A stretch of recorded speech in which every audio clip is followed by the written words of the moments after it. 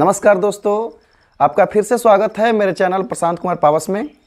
आज मैं बच्चों के डिमांड पे, छात्रों के डिमांड पे 12वीं कक्षा के पुस्तक से आज कुछ कविता बताने जा रहा हूँ। मैं आज मलिक मोहम्मद जायसी द्वारा लिखित कड़वक बताऊँगा, जो कि मलिक मोहम्मद जायसी का ही लिखा हुआ एक बहुत ही बड़ा काव्य पद्मावत से लिया गया है। और मैं आज के वीडियो में कड़वक का फर्स्ट भाग बताऊंगा और नेक्स्ट वीडियो में कड़वक का दूसरा भाग बताऊंगा। पहले हम जान लेते हैं मलिक मोहम्मद जायसी के जीवन परिचय के बारे में। मलिक मोहम्मद जायसी, जिनका जन्म 1492 ईस्वी अनुमानतः जायस कब्र अमेठी उत्तर प्रदेश में हुआ था। इनकी मृत्यु अनुमानतः 1548 ईस्वी में हुई थी। इनके पिता मलिक शेख ममरेज, इनके गुरु शेख मोहिदी और सैयद अशरफ जहांगीर थे। इनका व्यक्तित्व चेचक के कारण रूपहीन, बाई आँख और कान से वंचित थे, यानी बाई कान से सुनते नहीं थे और बाई आँख से देख नहीं सकते थे। इनका जो व्यक्तित्व था वो मृदुभाषी था, ये मधुर बोलते थे, मनस्वी थे और स्वभाव से संत थे। इन्होंने बहुत सारे पुस्तकें लिखी, जैसे पद्मावत, अखरावट, आखिरी कलाम, चित्ररेखा, कहरनामा, ये सब मसलानामा इत्यादि ग्रंथ लिखे, जिसमें एक ग्रंथ सबसे बड़ा ग्रंथ है जिसका नाम है पद्मावत। और यह पद्मावत ग्रंथ चित्तौड़ नरेश रतन सिंह की पत्नी पद्मावती के जीवन चरित्र पर लिखा गया है। और मैं आपके इस पहले कड़वक के भाग 1 में मलिक मोहम्मद जायसी ने बताया कि आदमी के जो शारीरिक विकृतियां होती है उससे मनुष्य का कुछ हीनता या अवगुणता प्रस्तुत नहीं होती है, यानी आदमी में, व्यक्ति में वो कमी नहीं है। यानी शरीर की विकृतियों को न आंक कर उसके गुणवत्ता को देखा जाए, उसके अंदर के गुणों को देखा जाए। और इसमें मलिक मोहम्मद जायसी अपने भी व्यक्तित्व के बारे में थोड़ा सा चर्चा किए हैं, इस पे हम देखते हैं। तो कड़वक के पहली पंक्ति में मलिक मोहम्मद जायसी ने लिखा कि एक नयन कवि मोहम्मद गुणी, यानी कवि मलिक मोहम्मद जायसी अपने बारे में कह रहे हैं कि मेरी एक आंख है फिर भी मैं गुणवान हूँ।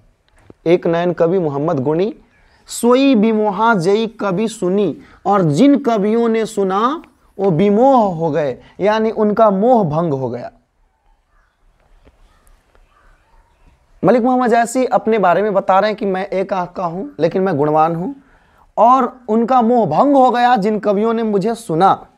चांद जैस जग विधि अवतारा, दिन कलंक किन्ह उजियारा, यानी विधि ने, परमेश्वर ने चांद जैसों को भी बनाया, उसे कलंक दिया और उसे प्रकाशित कर दिया। आज हम किसी चीज की तुलना या समता चंद्रमा के प्रकाश से तुलना करते हैं, न कि चंद्रमा के कलंक से। यदि किसी के रूप की उपमा दी जाती है तो चंद्रमा के प्रकाश की ही व्यंजना होती है, न कि चंद्रमा के कलंक की। कवि मलिक मोहम्मद जायसी अगली पंक्ति में बताते हैं कि जग सूझा एक कई नए नाहा, यानी जग सूझा, संसार में एक ही आंख वाले व्यक्ति देखे जाते हैं। जैसे उबा सूक असनखतन महा, जैसे नक्षत्रों के बीच में शुक्र का तारा ज्यादा चमकता है। ज्यादा चमकने वाला ग्रह भोर का तारा, सांझ का तारा, पृथ्वी की बहन शुक्र को ही कहा गया है। शायद आपको पता हो कि ये शुक्र एक आंख के कैसे हुए। इसकी एक कहानी है कि जब भगवान कृष्ण वामनावतार में राजा बलि से 3 पग जमीन मांगने गए थे, तो विष्णु के छल जानकर राक्षसों के गुरु शुक्राचार्य उस जलपात्र में प्रवेश कर गए, जिस जलपात्र से जल लेकर राजा बलि भगवान को 3 पग जमीन संकल्पित करने वाले थे। तो भगवान कृष्ण ने उन्हें प्रवेश करते हुए देखा और एक कुशा लेकर उस पात्र के अंदर उकसाया, जिससे शुक्राचार्य का एक आंख फूट गया।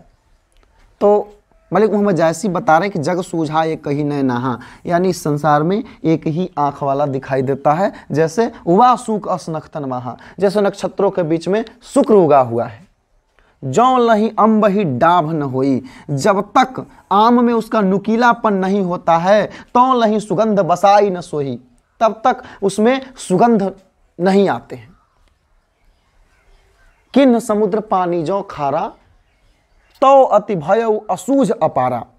समुद्र के पानी को विधि ने खारा कर दिया और उसको असूझ और अपार बना दिया।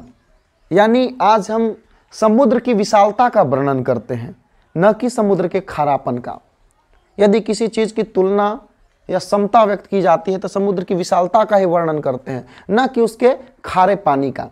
तो कवि मलिक मोहम्मद जायसी बताते हैं कि आदमी के कुछ अवगुणों को लेकर हम उसको गुणहीन नहीं मान सकते हैं, उसमें गुण भी हो सकते हैं।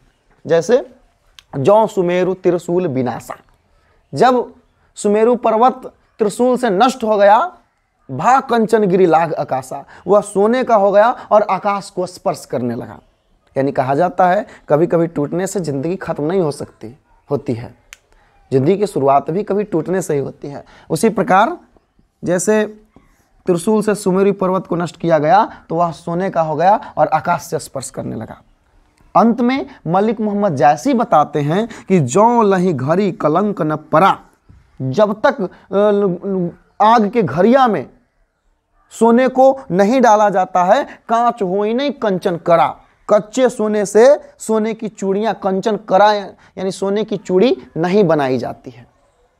मलिक मोहम्मद जायसी बताते हैं कि आपको महंगा होने के लिए आपको तपना पड़ता है, आपको किसी विशेष आकृति में ढलने हेतु आपको गलना पड़ेगा और जलना पड़ेगा। और अंत में मलिक मोहम्मद जायसी एक दोहा के माध्यम से लोगों को संदेश देते हैं कि एक नैन जस दर्पण औते ही निर्मल भाव, यानी एक नैन, एक नेत्र, एक आंख दर्पण के समान होता है। दर्पण जिस प्रकार निर्मल स्वभाव का होता है, यानी आप जैसे हैं उसी प्रकार की छवि आप अपने दर्पण में देख सकते हैं। एक आंख यानी दर्पण के समान होता है और निर्मल स्वभाव का होता है। सब रूपवंत गही मुख जे वही कही चाऊ, और सभी रूपवंत हमारे मलिक मोहम्मद जायसी को देखते हैं, जब ये कुछ कहते हैं सब रूपवंत इन्हें चाव से देखते हैं। तो आज की वीडियो कैसी लगी ये कमेंट में ज़रूर बताइएगा। आप मेरे चैनल पर नए हैं तो चैनल को सब्सक्राइब करें, लाइक करें, शेयर करें और कमेंट में अपने विचारों को रखें। धन्यवाद।